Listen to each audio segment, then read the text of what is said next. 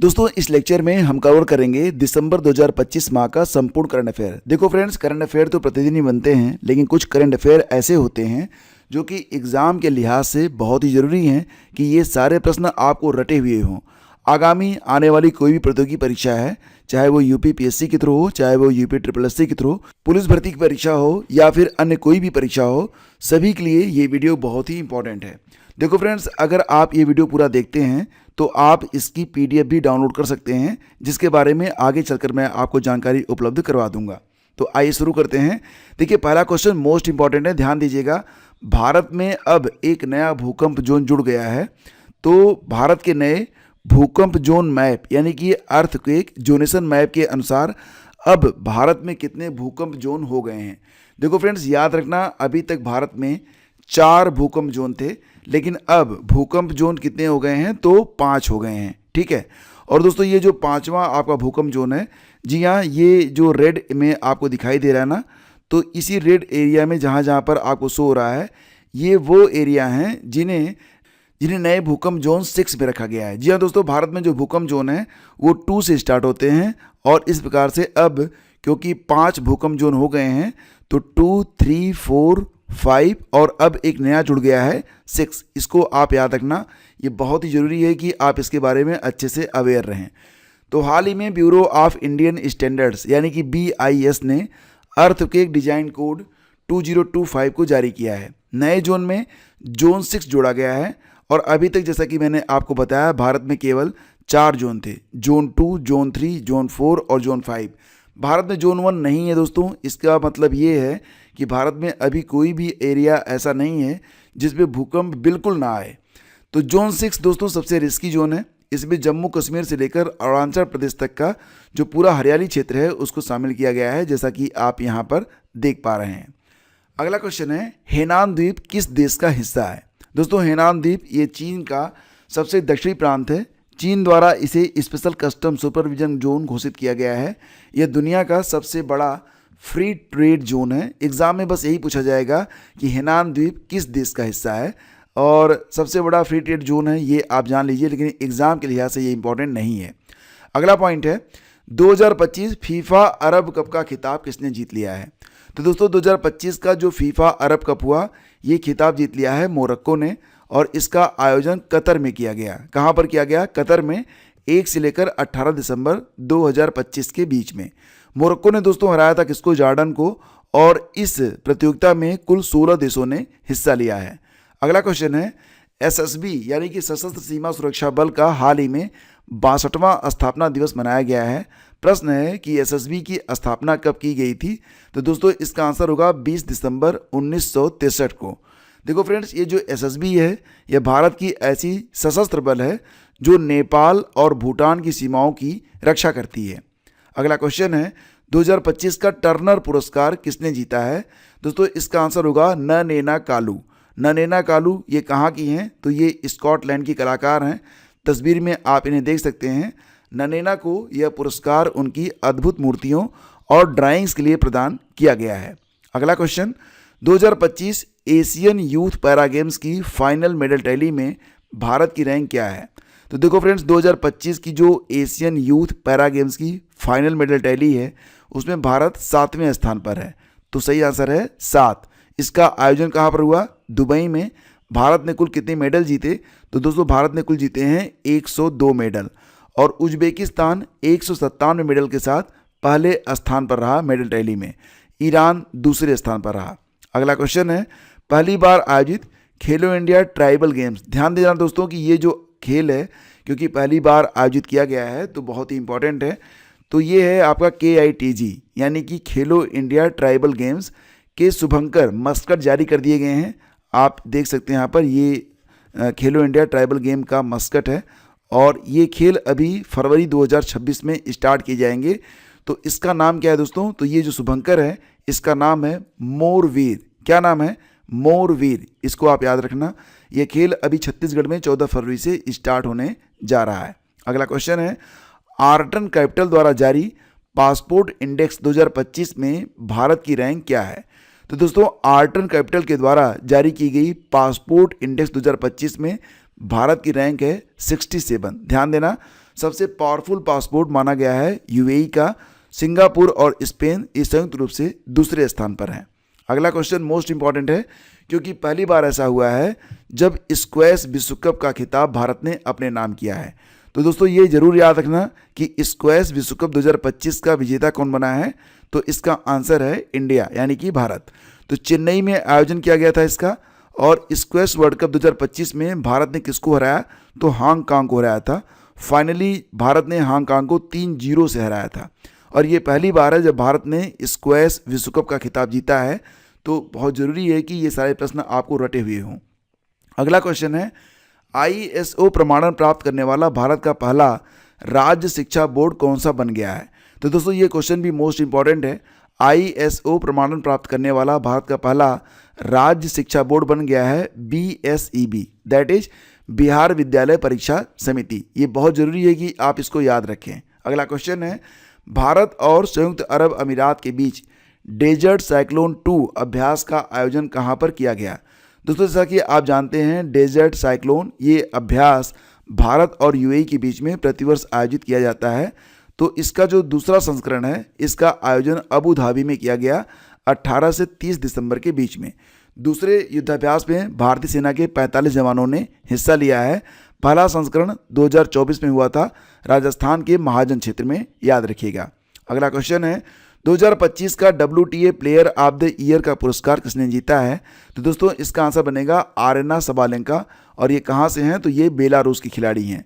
तो याद रखिएगा 2025 का WTA player of the year का पुरस्कार आरेना सबालेंका ने जीत लिया है।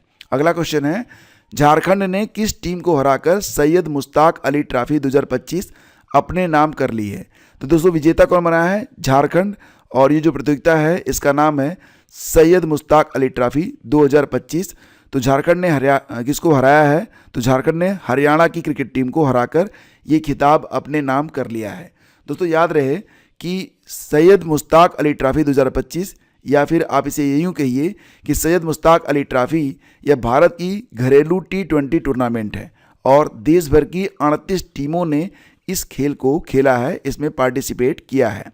अगला क्वेश्चन है, ISSF वर्ल्ड कप 2025 की ओवरऑल मेडल टैली में भारत की रैंक क्या है। तो दोस्तों ISSF वर्ल्ड कप 2025 की ओवरऑल मेडल टैली में भारत दूसरे स्थान पर है। तो पहले स्थान पर कौन है, जी हाँ दोस्तों हमारा पड़ोसी चीन, 51 मेडल के साथ चीन पहले स्थान पर, भारत दूसरे स्थान पर। भारत ने कुल 28 मेडल जीते हैं, जिसमें 11 गोल्ड हैं, 9 सिल्वर हैं और 8 ब्रोंज हैं। अमेरिका दोस्तों 25 मेडल के साथ तीसरे स्थान पर रहा। तो पहला स्थान चीन का, दूसरा भारत का, तीसरा अमेरिका का रहा। अगला क्वेश्चन है, 1 दिसंबर को कौन सा राज्य अपना स्थापना दिवस मनाता है। तो दोस्तों इसका आंसर बनेगा नागालैंड। दोस्तों याद रहे कि साल 2025 में नागालैंड ने अपना 63वां स्थापना दिवस मनाया, और नागालैंड की स्थापना कब होती है, तो 1 दिसंबर 1963 को ही इसकी स्थापना की गई थी। अगला क्वेश्चन है, भारत और मालदीव के बीच सैन्य अभ्यास जिसका नाम है एक्वेरियन, तो एक्वेरिन या एक्वेरियन नाम के सैन्य अभ्यास को जो कि करते हैं भारत और मालदीव के 14वें संस्करण का आयोजन कहाँ पर किया गया। तो दोस्तों इसका आयोजन केरल में किया गया 2 से 15 दिसंबर 2025 तक केरल के तिरुवनंतपुरम में। एक्वेरियन अभ्यास की शुरुआत 2009 में हुई थी, जो कि प्रतिवर्ष आयोजित की जाती है। अगला क्वेश्चन है, 18वीं बिहार विधानसभा में चुने गए स्पीकर प्रेम कुमार किस सीट से विधायक चुने गए हैं। तो दोस्तों याद रखिए कि जो 18वीं बिहार विधानसभा है, पहले तो आप ये याद रखिए कि वर्तमान में जो बिहार की विधानसभा है ये 18वीं है, ठीक है, हो सकता है एग्जाम में आ जाए। और इसमें जो स्पीकर चुने गए हैं नाम है प्रेम कुमार, ये दोस्तों गया विधानसभा सीट से चुने गए हैं। प्रेम कुमार गया से लगातार 9वीं बार विजयी हुए हैं। अगला क्वेश्चन है, भारत में नेशनल पॉल्यूशन कंट्रोल डे कब मनाया जाता है। दोस्तों इसका आंसर होगा 2 दिसंबर को प्रतिवर्ष भारत में नेशनल पॉल्यूशन कंट्रोल डे के रूप में मनाया जाता है।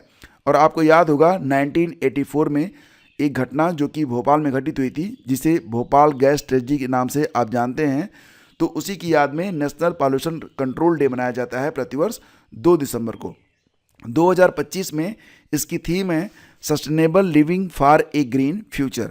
अगला क्वेश्चन जो कि मोस्ट इंपॉर्टेंट है, सुल्तान अजलान शाह कप में भारत ने कौन सा पदक जीत लिया है। तो दोस्तों सुल्तान अजलान शाह कप में भारत ने सिल्वर मेडल अपने नाम किया है। सुल्तान अजलान शाह कप, ये कप प्रतिवर्ष मलेशिया में आयोजित किया जाता है।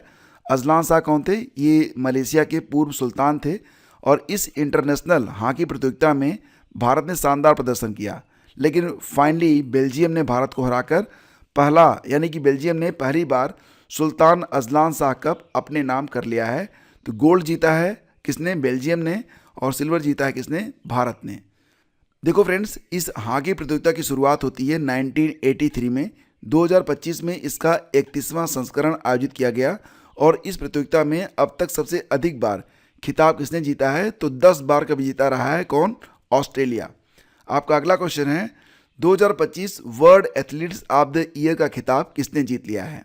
तो दोस्तों ये बहुत ही इंपॉर्टेंट क्वेश्चन है।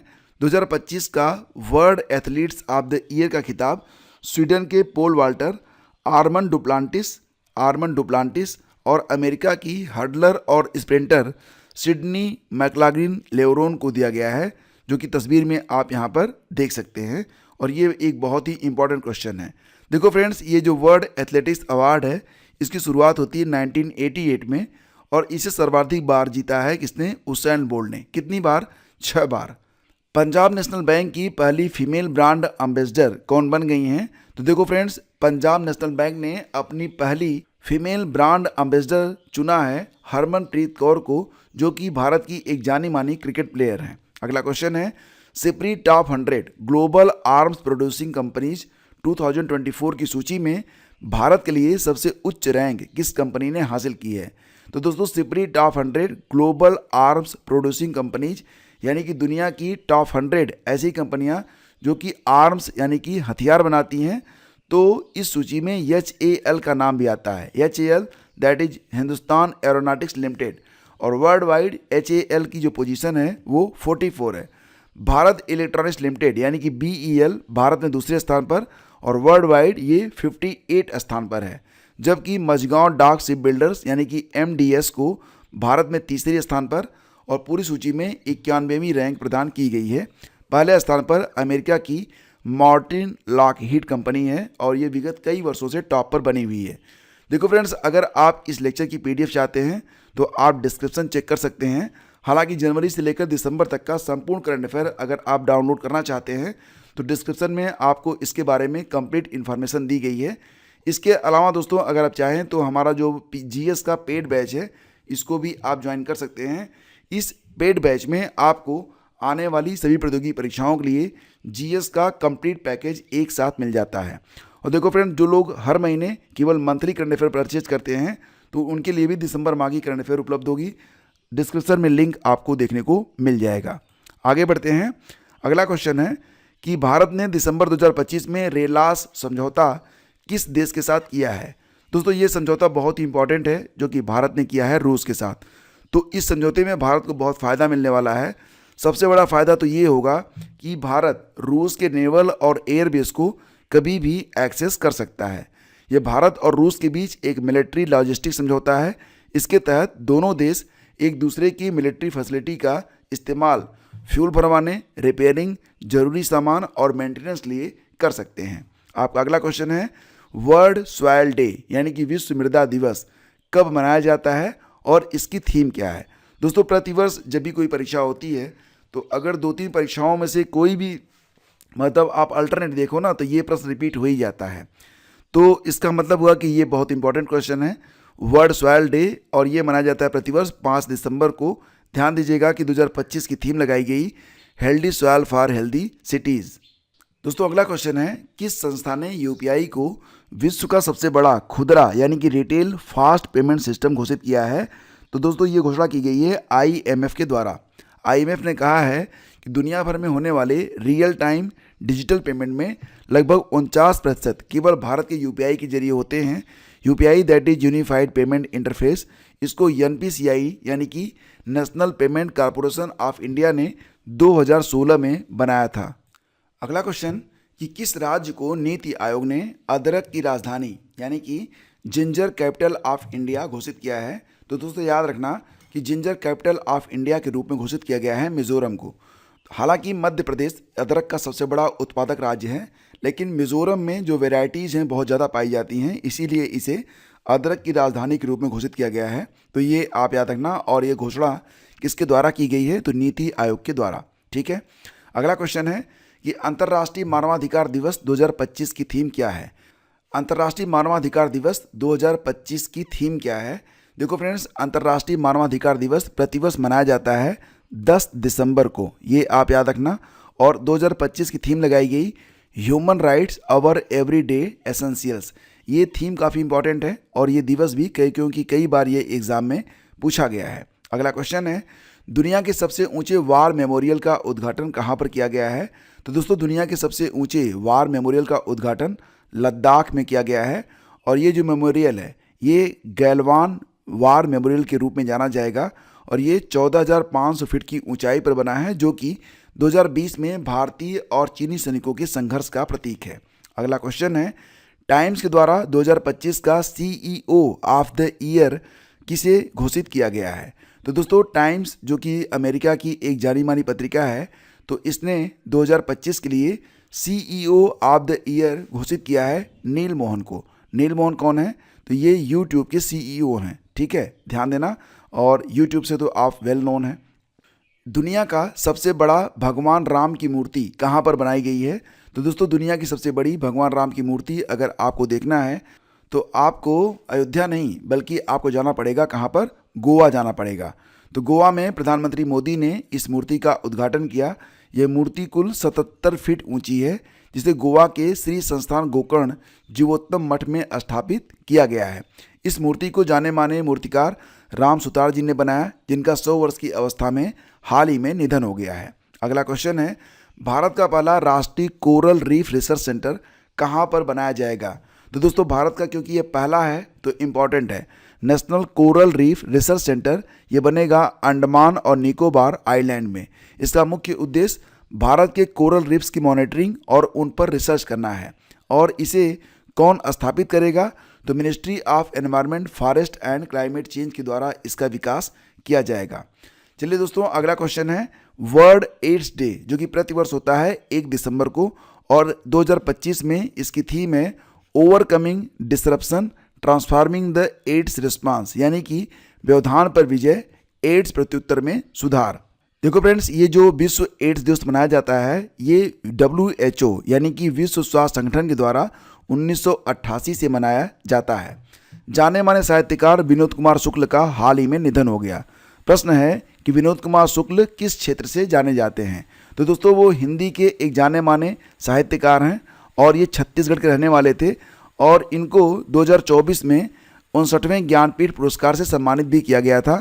उनका एक उपन्यास आया था, कब आया था? 1999 में। उपन्यास का नाम था दीवार में एक खिड़की रहती थी। तो इसी के लिए उनको 59वां ज्ञानपीठ पुरस्कार प्रदान किया गया।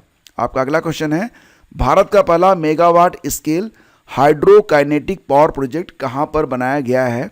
तो दोस्तों, भारत का पहला मेगावाट स्केल हाइड्रोकाइनेटिक पावर प्रोजेक्ट ये बनाया गया है कहाँ पर? तो पंजाब की नांगल हाइडल कैनाल में इसे बनाया गया है, जिसकी कुल क्षमता केवल अभी 1 मेगावाट है।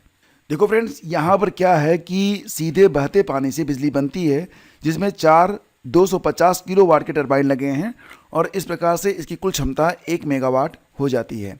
अगला क्वेश्चन है, दिसंबर 2025 में रिजर्व बैंक ने रेपो रेट को 25 बेसिस पॉइंट से कम किया है। तो नई रेपो रेट क्या है? तो दोस्तों, इसका आंसर होगा 5.25%। ये आप याद रखेंगे। संसद में 2025 में पास किए गए शांति बिल का मुख्य उद्देश्य क्या है? देखो फ्रेंड्स, संसद में 2025 में जो शांति बिल पास किया गया है, तो इसका तो पहले फुल फॉर्म जान लीजिए। इसका फुल फॉर्म होगा sustainable harnessing and advancement of nuclear energy for transforming India. तो जैसा कि आपने देखा कि शांति बिल में न्यूक्लियर एनर्जी की बात भी हो रही है, तो इस बिल में सबसे बड़ा बदलाव, अब न्यूक्लियर सेक्टर में प्राइवेट सेक्टर को भी एंट्री मिलेगी, जो अभी तक पूरी तरह सरकार के कंट्रोल में था। तो शांति बिल में जो संबंधित है किससे? न्यूक्लियर सेक्टर से संबंधित है। और इसमें क्या किया गया है कि प्राइवेट सेक्टर को भी अब शामिल कर लिया गया है। नया कानून पुराने कानून एटॉमिक एनर्जी एक्ट 1962 की जगह लेगा। अगला क्वेश्चन है, राष्ट्रीय पाक शैली के लिए अमूर्त सांस्कृतिक विरासत सूची में शामिल होने वाला दुनिया का पहला देश कौन सा बन गया है? तो देखो फ्रेंड्स, राष्ट्रीय पाक शैली के लिए अमूर्त सांस्कृतिक विरासत सूची में शामिल होने वाला दुनिया का पहला देश इटली बना है। अगला क्वेश्चन, अयोध्या में भगवान राम की 800 किलोग्राम वजनी पेंटिंग को बेंगलुरु से डाक विभाग के द्वारा लाया गया है।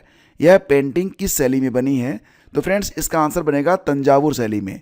तो जैसा कि यहाँ पर आप देख सकते हैं, ये पेंटिंग है और इसका वजन है 800 किलोग्राम और इसे बेंगलुरु से डाक के द्वारा अयोध्या तक लाया गया है और ये तंजावुर शैली में बनी हुई है। यह पेंटिंग दोस्तों 12 फीट गुणे 8 फीट है, जिसे तंजावुर शैली में बनाया गया है। तंजावुर शैली दक्षिण भारत की एक पारंपरिक कला है जिसका नाम तमिलनाडु के तंजावुर शहर के नाम पर पड़ा है और इस शैली की मुख्य पहचान इसमें इस्तेमाल होने वाला गोल्ड फाइल है। इन्हें लकड़ी के तख्तों पर बनाया जाता है, अतः इसे पालागई पद्म भी कहते हैं। इस कला को 2007-8 में जीआई टैग भी प्रदान किया गया है, पालागई पद्म। आगे बढ़ते हैं, बताइए कि चिली देश का नया राष्ट्रपति किसे चुना गया है? तो दोस्तों, चिली देश के नए राष्ट्रपति के रूप में जॉर्ज एंटोनियो कास्ट को चुना गया है। जॉर्ज एंटोनियो कास्ट ने गैब्रियल बोरिक की जगह ली है और चिली के 38वें राष्ट्रपति बन गए हैं। कई बार एग्जाम में ऐसा आता है कि आपको राष्ट्रपति और देशों के नाम दे दिए जाते हैं, फिर आपको मैच करना पड़ता है, तो ये प्रश्न इंपॉर्टेंट है। अगला है, भारत का नया मुख्य सूचना आयुक्त किसे नियुक्त किया गया है? तो दोस्तों, भारत के नए मुख्य सूचना आयुक्त बने हैं राजकुमार गोयल। ये प्रश्न काफ़ी इंपॉर्टेंट है, इसको आप ध्यान रखना। राजकुमार गोयल भारत के 13वें मुख्य सूचना आयुक्त बने हैं, जिन्होंने हीरालाल सामरिया की जगह ली है। किसकी? हीरालाल सामरिया की। CIC that is central information commission, यानी कि केंद्रीय सूचना आयोग, भारत के सूचना का अधिकार अधिनियम 2005 के तहत स्थापित एक वैधानिक निकाय है। यह वैधानिक यानी कि लीगल सिस्टम है, संवैधानिक नहीं, यानी कि इसका उल्लेख संविधान में नहीं मिलता है। अगला क्वेश्चन है, एकाथा एक्सरसाइज किन दो देशों के बीच आयोजित किया जाता है? तो दोस्तों, एकाथा एक्सरसाइज इसे भारत और मालदीव के बीच में आयोजित किया जाता है। दिसंबर 2025 में एकाथा का आयोजन कहाँ पर किया गया? तो मालदीव में किया गया। यह भारत और मालदीव के बीच होने वाली द्विवार्षिक युद्धाभ्यास है। 2025 में इसका 8वां संस्करण आयोजित किया गया। पहली बार इसे 2017 में आयोजित किया गया था। अगला क्वेश्चन है, विश्व में प्रसिद्ध धनु यात्रा महोत्सव किस राज्य में मनाया जाता है? तो धनु यात्रा महोत्सव ये काफ़ी फेमस फेस्टिवल है और ये ओडिशा के बरगढ़ में मनाया जाता है। इसका नाम Guinness book of world record में भी आता है, जिसमें भगवान कृष्ण और कंस के युद्ध की कहानी होती है। यह त्यौहार पूस महीने के शुक्ल चतुर्थी से शुरू होकर पूर्णिमा तक चलता है। अगला क्वेश्चन, DRDO ने हाल ही में आकाश न्यू जनरेशन यानी कि आकाश NG मिसाइल सिस्टम का सफल परीक्षण किया है। यह किस प्रकार की मिसाइल है? तो दोस्तों, आकाश न्यू जनरेशन मिसाइल यह सतह से यानी कि ज़मीन से हवा में मार करने वाली मिसाइल, तो ये सरफेस टू एयर मिसाइल है, STA। इसका परीक्षण DRDO द्वारा ओडिशा के चांदीपुर में किया गया। मारक क्षमता इसकी 70 से 80 किलोमीटर है। यह ध्वनि से 2.5 किलोमीटर तेज उड़ सकती है। इसका निर्माण BDL यानी कि भारत डायनेमिक्स लिमिटेड के द्वारा किया गया है। अगला क्वेश्चन है, ब्रिक्स की अध्यक्षता 2026 में किस देश को सौंपी गई है? तो जैसा कि फ्रेंड्स आप लोग जानते हैं, 2025 में ब्रिक्स की अध्यक्षता ब्राज़ील के द्वारा की गई थी और ब्राज़ील के द्वारा 2026 में इसकी अध्यक्षता भारत को सौंपी गई है। तो याद रखना कि इस साल यानी कि 2026 में ब्रिक्स का आयोजन भारत में किया जाएगा। ब्रिक्स अब 11 देशों का ग्रुप है जिसका मुख्य उद्देश्य व्यापार और अर्थव्यवस्था को विकसित करना है। ब्रिक्स की पहली बैठक 2009 में हुई थी। कहाँ पर? रूस में हुई थी। अगला क्वेश्चन है, संयुक्त राष्ट्र भ्रष्टाचार निरोधक सम्मेलन यानी कि UNCAC के COP11 का आयोजन कहाँ पर किया गया? देखो फ्रेंड्स, जब बात आती है COP के बारे में तो यहाँ पर आप ध्यान दीजिएगा कि यह किस संदर्भ में बात हो रही है।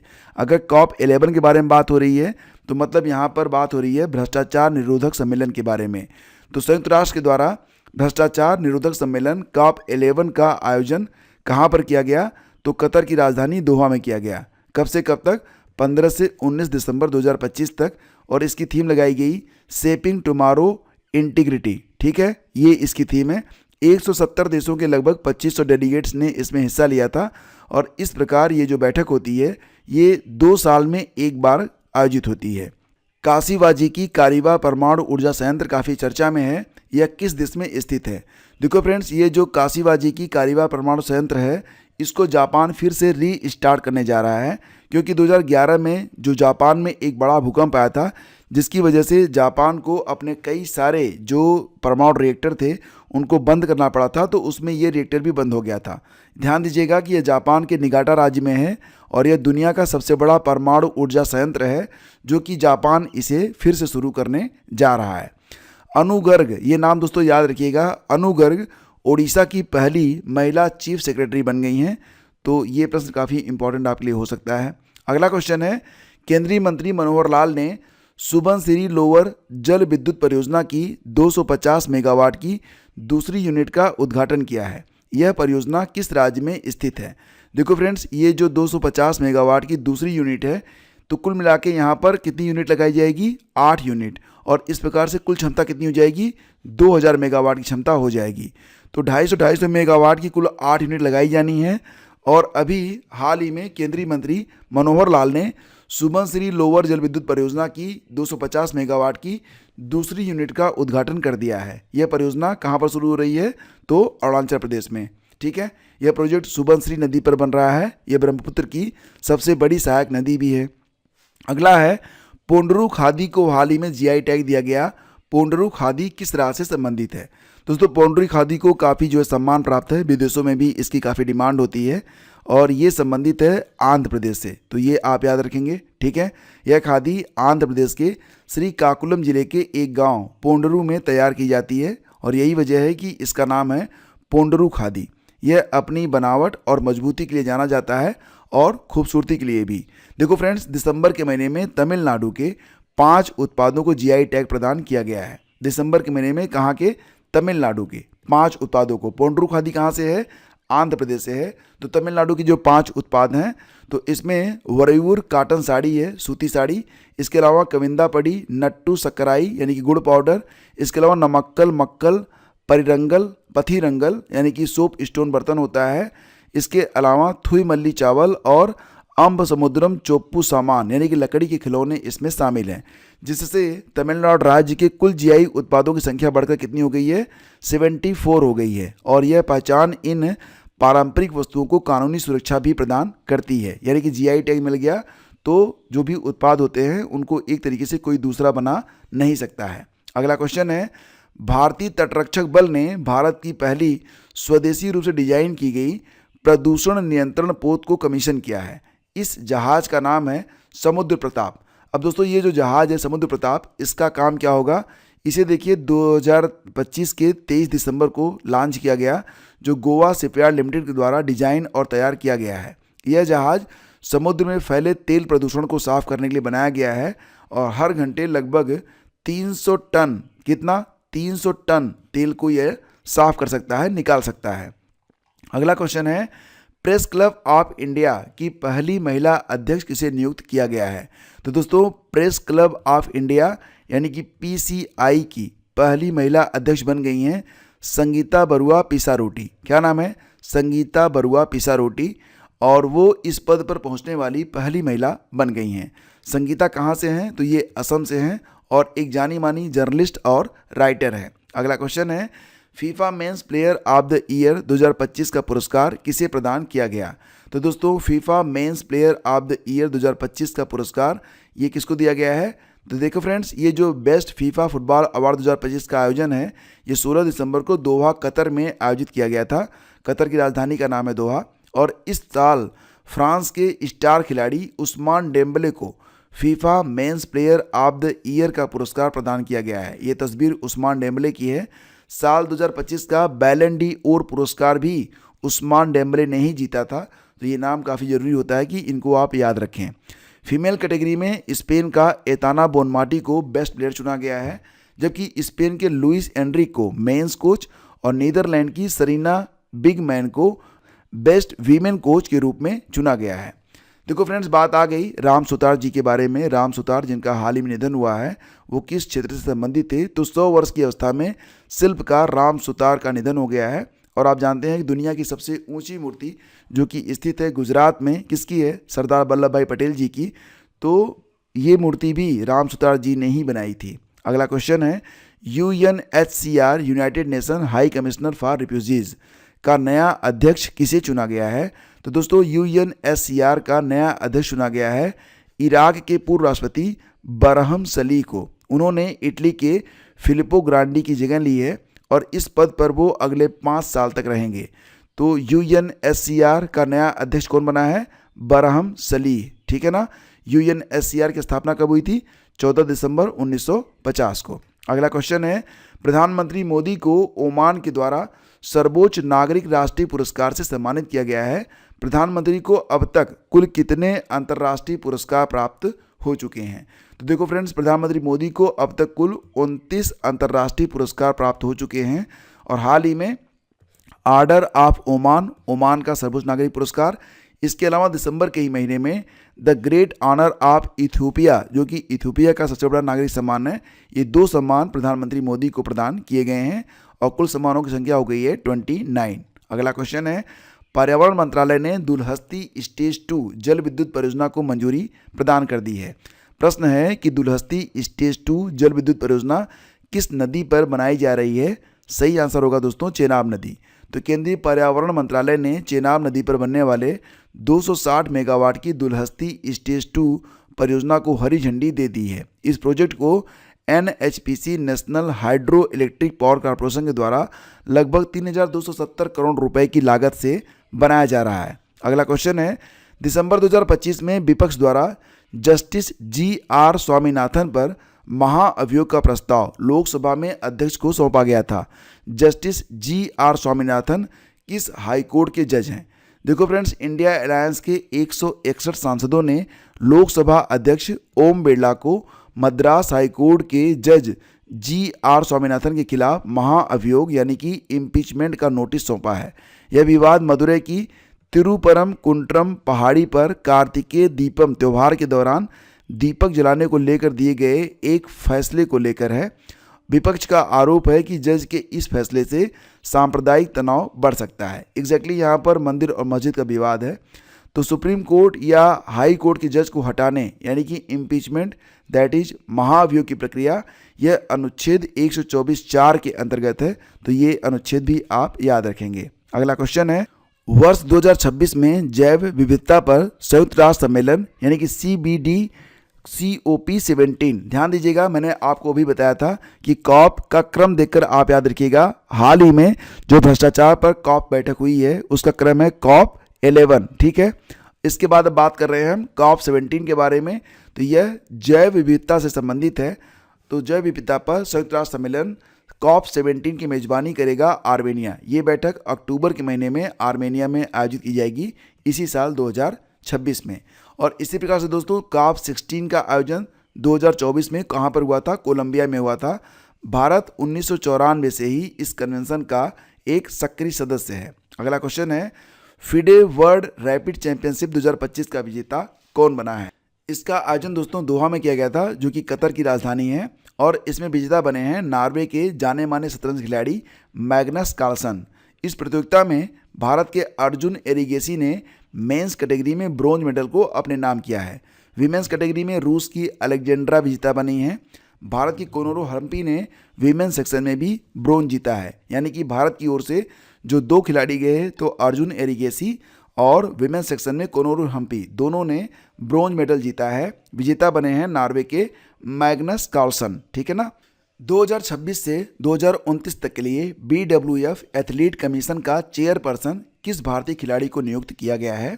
देखो फ्रेंड्स, इसका आंसर होगा PV सिंधु को। हालांकि वो BWF एथलीट कमीशन की पहले भी कई बार सदस्य बन चुकी हैं, लेकिन अब उन्हें 2026 से लेकर 2029 तक के लिए चेयरमैन के रूप में चुना गया है। तो PV सिंधु इसका आंसर होगा। अगला क्वेश्चन है कि द 11 हावर, ये जो बुक है तो इसके लेखक कौन है? देखो फ्रेंड्स, इसके लेखक हैं जाने माने साहित्यकार सलमान रुश्दी। तो ये तस्वीर आप यहाँ पर देख रहे हैं। अगला क्वेश्चन है, खेलो इंडिया यूनिवर्सिटी गेम्स 2025 की मेडल टैली में किस विश्वविद्यालय ने शीर्ष स्थान प्राप्त किया है? तो ध्यान रखना दोस्तों, खेलो इंडिया यूनिवर्सिटी गेम्स 2025 इसका आयोजन राजस्थान में किया गया और इसमें टॉप पर रहा है चंडीगढ़ विश्वविद्यालय। चंडीगढ़ विश्वविद्यालय ने कुल 67 मेडल अपने नाम किए हैं। दूसरे स्थान पर है पंजाब की लवली प्रोफेशनल यूनिवर्सिटी। तीसरे स्थान पर गुरु नानक देव यूनिवर्सिटी, जो कि अमृतसर की है।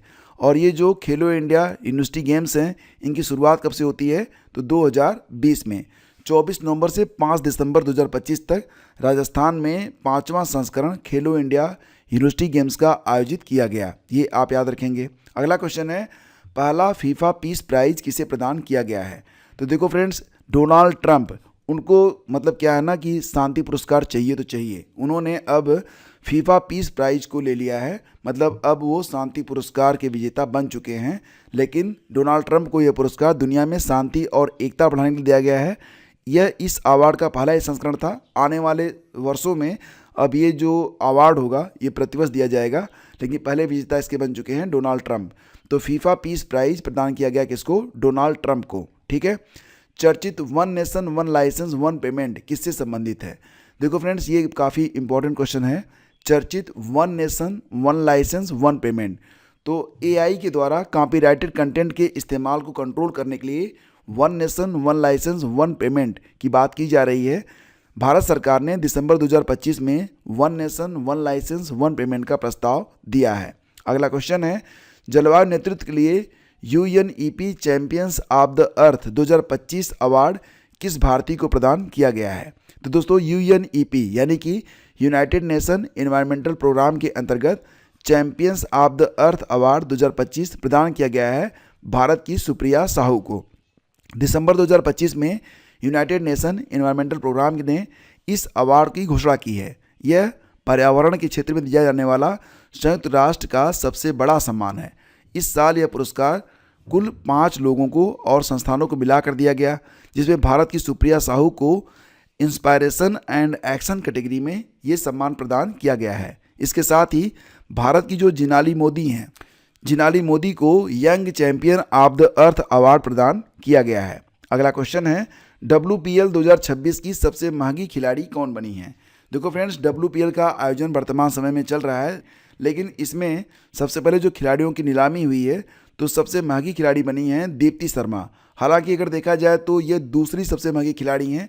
पहली जो सबसे महंगी खिलाड़ी बनी थी तो ये स्मृति मंधाना बनी थी, जिनको आरसीबी ने खरीदा था 3.4 करोड़ में, 2023 में खरीदा था, और अब 2026 में 3.2 करोड़ में खरीदा गया है दीप्ति शर्मा को। किसने खरीदा है, तो यूपी वॉरियर्स ने खरीदा है। ठीक है ना। अब WPL 2026 का यह चौथा सीजन होगा, जो कि 9 जनवरी से स्टार्ट हो रहा है, चलेगा 5 फरवरी 2026 तक। अगला क्वेश्चन है, खालिदा जिया का दिसंबर 2025 में निधन हो गया, वो किस देश की पहली महिला प्रधानमंत्री बनी थी। तो दोस्तों, खालिदा जिया ये बांग्लादेश की पहली महिला प्रधानमंत्री बनी थी, जिनका दिसंबर 2025 में निधन हो गया। 80 वर्ष की अवस्था में इनका निधन हुआ है। वो BNP यानी कि बांग्लादेश नेशनलिस्ट पार्टी की चेयरपर्सन थी।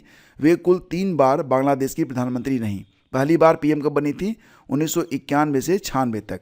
हाल ही में भारत के किस त्यौहार को यूनेस्को की अमूर्त विरासत की सूची में शामिल किया गया है। तो दोस्तों, इसका आंसर होगा दीपावली को यूनेस्को की अमूर्त विरासत की सूची में शामिल किया गया है, याद रखिए।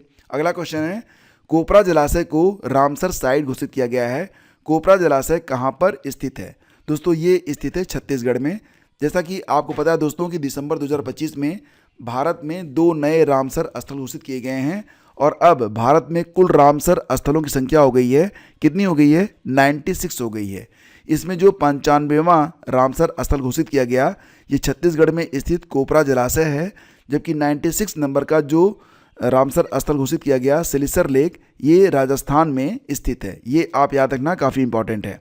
अगला क्वेश्चन है, 25 दिसंबर 2025 को राष्ट्रपति द्रौपदी मुर्मू के द्वारा भारतीय संविधान को किस लिपि में जारी किया गया है। तो दोस्तों, इसका आंसर होगा संथाली लिपि में। ध्यान दीजिएगा, यह संविधान ओल्ड चिकी स्क्रिप्ट में लिखा गया है। ओल्ड चिकी स्क्रिप्ट ये संथाली भाषा की स्क्रिप्ट होती है, जो संथाली भाषा की पारंपरिक लिपि है। जैसा कि आप जानते हैं, हिंदी आप किस स्क्रिप्ट में लिखते हैं, देवनागरी में, उसी प्रकार से संथाली लिखी जाती है ओल्ड चिकी स्क्रिप्ट में। तो ओल्ड चिकी लिपि को पंडित रघुनाथ मुर्मू ने साल 1925 में डेवलप किया था। संथाली भाषा को दोस्तों 2003 के 92वें संविधान संशोधन के अंतर्गत संविधान की 8वीं अनुसूची में शामिल किया गया। अगला क्वेश्चन है, भारत में हर साल राष्ट्रीय सुशासन दिवस कब मनाया जाता है। तो दोस्तों, भारत में हर साल राष्ट्रीय सुशासन दिवस मनाया जाता है 25 दिसंबर को। 25 दिसंबर भारत के पूर्व PM अटल बिहारी वाजपेयी का जन्मदिन होता है। अगला क्वेश्चन है, चक्रवात दित्वा से प्रभावित क्षेत्रों के पुनर्निर्माण के मदद के लिए भारत ने किस देश को $450 मिलियन की सहायता की घोषणा की है?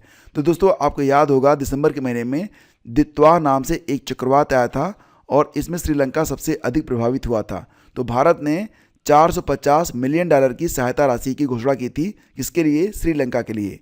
यह मदद ऑपरेशन सागर बंधु के अंतर्गत दी जा रही है। इस पैकेज को 2 हिस्सों में बांटा गया है। इसमें $350 मिलियन लाइन ऑफ क्रेडिट यानी कि कम ब्याज के रूप में दिया जा रहा है, यानी कि ये पैसा श्रीलंका को वापस करना पड़ेगा, जबकि $100 मिलियन उसे दिया जा रहा है सहायता के रूप में, जिसे वापस नहीं लिया जाएगा। दित्वा का नाम यमन देश ने रखा था। अगला क्वेश्चन है, केंद्र सरकार के अनुसार अरावली पर्वतमाला में कितने प्रतिशत क्षेत्र में खनन की अनुमति दी जाएगी? तो देखो फ्रेंड्स, अरावली पर्वतमाला हाल ही में काफ़ी चर्चा में रही। बहुत सारे लोगों ने इसको लेकर अपना विरोध भी जताया था।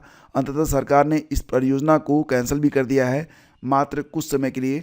हो सकता है कि आगे चलकर एक नई योजना बना ली जाए। फिलहाल दोस्तों यहाँ पर 0.19% की ही बात की गई थी, लेकिन ये जो परिभाषा थी इसके मुताबिक अगर देखा जाए तो अरावली का 90% जो एरिया था वो खनन क्षेत्र में आ रहा था। तो सुप्रीम कोर्ट ने अरावली की एक नई परिभाषा को स्वीकार किया है, जिसमें अब उन्हीं पहाड़ों को अरावली माना जाएगा जो 100 मीटर या उससे ज़्यादा ऊंचे हैं। यानी कि अगर 99 मीटर तक की कोई पहाड़ी है तो उसे खोदा जा सकेगा। तो इसका मतलब क्या होगा? दिल्ली, यूपी, उत्तराखंड, हिमाचल प्रदेश, यहाँ पर बहुत सारे जो क्षेत्रफल हैं वो रेगिस्तान में बदलने स्टार्ट हो जाएंगे। कारण कि ये जो आपकी अरावली पर्वत श्रृंखला है, ये एक तरीके से जो आपका थार रेगिस्तान है उसके जो इसका विस्तृतीकरण होता है, जो उसका बढ़ाव होता है, उसको ये रोकने में काफ़ी जो है निर्णायक भूमिका निभाता है। अगला क्वेश्चन है, भारत में रोलिंग बजट प्रणाली लागू करने वाला पहला राज्य कौन सा बना? तो दोस्तों रोलिंग बजट प्रणाली यह 3 साल के लिए बनाई जाती है और ये लागू करने वाला मध्य प्रदेश पहला राज्य बन चुका है। इसकी घोषणा राज्य के डिप्टी सीएम और वित्त मंत्री जगदीश देवड़ा ने की है और इसे साल 2026-27 से लागू किया जाएगा। अगला क्वेश्चन है, ऑस्ट्रेलिया के बांडी बीच पर हनुक्का त्यौहार मनाने वालों पर आतंकी हमला हुआ। यह त्यौहार यानी कि ये जो त्यौहार मनाया जा रहा था हनुक्का त्यौहार, यह किस समुदाय का त्यौहार है? तो दोस्तों ये जेविश लोगों का त्यौहार है और इसी बीच एक आतंकी हमला भी हो गया था। कहाँ पर? ऑस्ट्रेलिया के बांडी बीच पर। तो 14 दिसंबर 2025 को ऑस्ट्रेलिया के सिडनी में मौजूद बांडी बीच पर एक आतंकी हमला हुआ, जो यहूदी समुदाय के त्यौहार हनुक्का के दौरान किया गया। हनुक्का का मतलब समर्पण होता है। इसे फेस्टिवल ऑफ लाइट भी कहा जाता है, जिससे कि भारत में दीपावली होती है, जो 8 दिन का त्यौहार है। हालांकि दीपावली तो 2-3 दिनों का त्यौहार होता है। फिल्म फेयर OTT अवार्ड 2025, इसमें बेस्ट सीरीज का अवार्ड किसे प्रदान किया गया? तो दोस्तों film fair OTT award 2025 best series का अवार्ड दिया गया ब्लैक वारंट को। देखो फ्रेंड्स, मैं तो वेब सीरीज़ बहुत कम देख पाता हूँ, लेकिन मुझे ज़रूर बताना कमेंट करके कि ये जो ब्लैक वारंट है, अगर आपने देखी है तो ये कैसी वेब सीरीज़ है। इसका आयोजन मुंबई में किया गया। कब? 15 दिसंबर को। बेस्ट डायरेक्टर का अवार्ड दिया गया नागेश कुकुन्नूर को। किसको? नागेश कुकुन्नूर को। और क्रिटिक चॉइस में पाताल लोक सीजन 2 को बेस्ट सीरीज का अवार्ड प्रदान किया गया है। इसी सीरीज के लिए जयदीप अहलावत को बेस्ट एक्टर का अवार्ड भी प्रदान किया गया है। मोनिका पंवार को खौफ के लिए बेस्ट एक्ट्रेस का अवार्ड दिया गया और फिल्मों की कैटेगरी में बेस्ट फिल्म चुनी गई है गर्ल्स विल बी गर्ल्स। तो दोस्तों इस प्रकार से आज का ये लेक्चर समाप्त हुआ। अगर आप इस लेक्चर की PDF चाहते हैं तो इसका लिंक डिस्क्रिप्शन में दिया गया है, आप जाकर डाउनलोड कर सकते हैं। जनवरी से लेकर दिसंबर 2025 तक का अगर आप संपूर्ण करंट अफेयर ई बुक चाहते हैं तो इसका लिंक भी आपको डिस्क्रिप्शन में मिल जाएगा। और दोस्तों अगर आप तैयारी करना चाहते हैं GS की किसी भी प्रतियोगी परीक्षा के लिए तो आप हमारा GS का पेड बैच ज्वाइन कर सकते हैं, जो कि विशेष ऑफर के अंतर्गत अभी आपको केवल 299 रुपीज़ में उपलब्ध करवाया जा रहा है। Thank you, have a great day, जय हिंद।